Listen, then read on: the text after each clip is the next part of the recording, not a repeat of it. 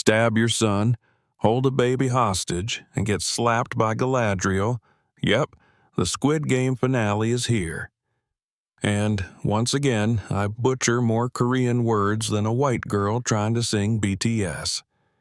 There's a ton to dive into, from Gi-hun's final sacrifice, where all that cash ended up, and the surprise cameo from Cate Blanchett, which might just set up a brand new spin-off being developed by none other than David Fincher.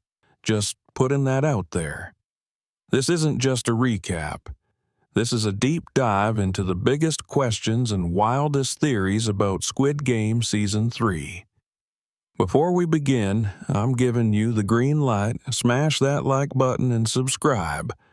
I'm just 45 billion one away from moving out of my parents' basement. Now, if you're like me, you definitely didn't expect to see Cate Blanchett pop up on your Squid Game bingo card. She's listed only as a special appearance in the credits. Her character gives off major recruiter vibes, just like the men in suits who roamed Korea in Season 1. But there's more to her appearance. Her suit, the briefcase, and even the game of dachi she plays suggest she's part of the larger international Squid Game operation. Remember how the VIPs said Korea had the best games? That means there are tournaments in other countries too. The contest in Korea was the best. So it makes sense Kate's character is shown recruiting a homeless man, someone with nothing left to lose. That's always been the game's MO, targeting people at rock bottom. Creator Hwang Dong-hyuk has said this story arc is over, but rumors are swirling that an American spin-off is in the works, directed by David Fincher. This wouldn't be a remake, but a whole new story in the same universe. The fact that Cate is involved suggests she could lead Fincher's series. After all, the two worked together before in The Curious Case of Benjamin Button. There's also that long, silent look she shares with In-ho. It's like they've met before. Maybe he's been promoted, running Squid Games across the globe. He's clearly still connected, even after the Korean facility went up in flames. He delivers Gi-hun's daughter's inheritance, money retrieved from the Pink Motel, and rides off in a Squid Game car. Even the gift box is in those signature black and pink colors. Ironically, his bloodied jumpsuit is stored in the same color box used for the coffins. Of course, Gi-hun himself wouldn't have ended up in a coffin. His body was likely destroyed in the explosion. Gi-hun's story ends in a final standoff with Lee Yong-gi, a.k.a. Player 333.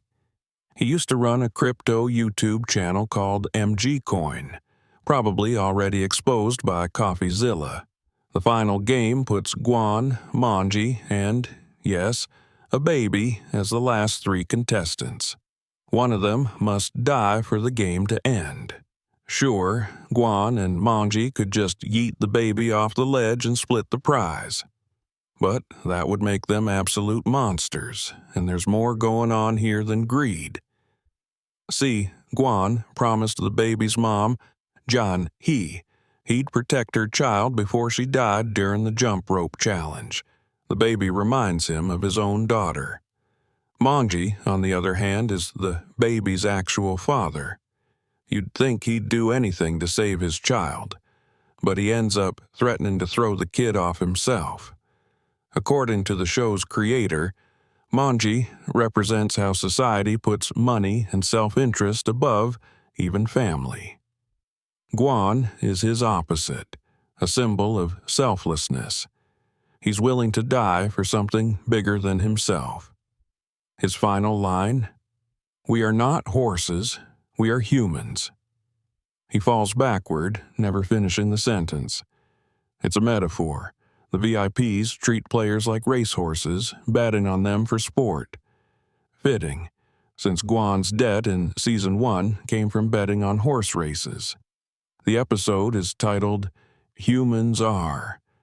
leaving it up to the viewer to decide what people really are: selfish like Manji or selfless like Gi-hun. In the end, Manji attacks Gi-hun but dies before the start button is pressed. That's important. Only after the button is pushed does a death count for the game's rules. So now, it's just Gi-hun and the baby left. One must die. Gi-hun sacrifices himself so the child can live. This shows how far he's come. In Season 1, he believed money could solve everything. Now, he's ready to give up his life for something truly meaningful. This act stands in direct contrast to Hwang In-ho, the frontman. In-ho won the 2015 games and then came back to help run them. He's a man who lost everything: his wife, his humanity. He killed to win and never really came back from it. The games gave him a reason to keep going, a twisted sense of purpose. I think he returned to test others, to justify what he did in the past, especially Gi-hun. In-ho wanted to prove that everyone, deep down, would make the same selfish choices, but Gi-hun didn't. And that probably shook him to his core.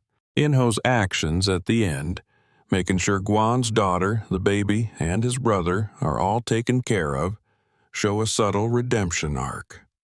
Maybe he still feels trapped, like the games are his penance for everything he's done. Speaking of his brother, Detective Hwang Jun-ho, he's left with the baby and a cool 45.6 billion won, about $33.5 million USD. It's implied he'll raise the child and live a quiet life. His arc seems complete, but maybe he's still searching for answers about his brother. Then there's Kang No, the ex-amusement park worker turned guard. Her story is heartbreaking. A North Korean soldier who killed her superior and fled south, leaving her baby behind. She's been saving money to reunite with her child. She finds a photo labeled "Husband Executed, Daughter Dead." This nearly drives her to end it all until she witnesses Gi-hun's sacrifice. 6 months later, she gets a call. Her daughter might still be alive in Yanjing, China. The last we see of her, she's full of hope, heading off to find her child.